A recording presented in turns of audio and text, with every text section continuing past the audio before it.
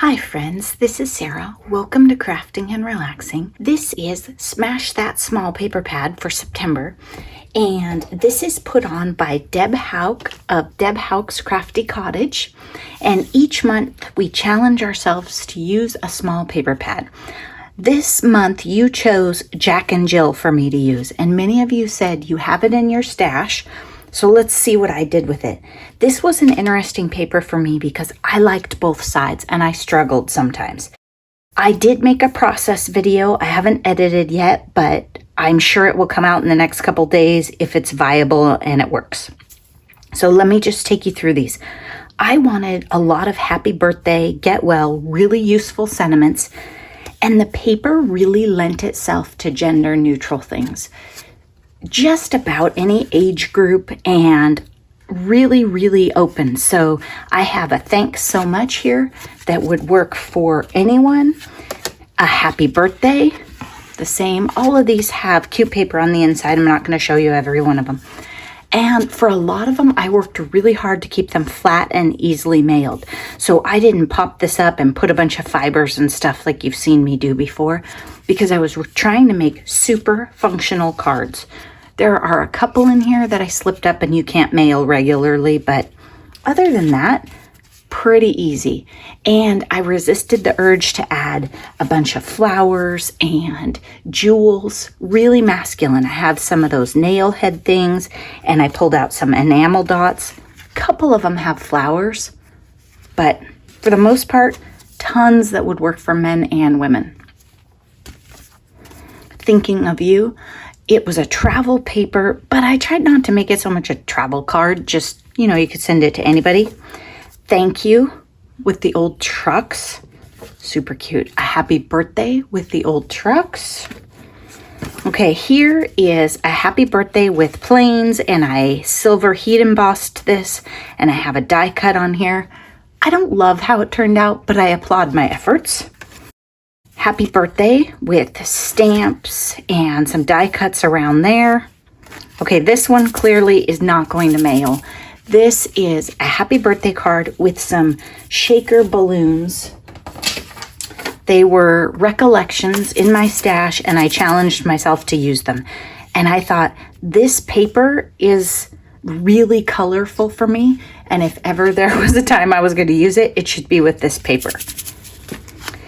Thanks. This one, I had this embellishment pre-made and set it on here, and I just needed it to fill in. It was too lopsided. These are not going to mail. I mean, they're just not. But they're so cute, I think it's okay. Still great for hand delivered when you see a friend. Get well soon. I had this cute cut apart in my stash and I really wanted to use it. So I had this one and this happy birthday thrown in this month because I knew there was a lot of color in this paper and I would be able to pick this up.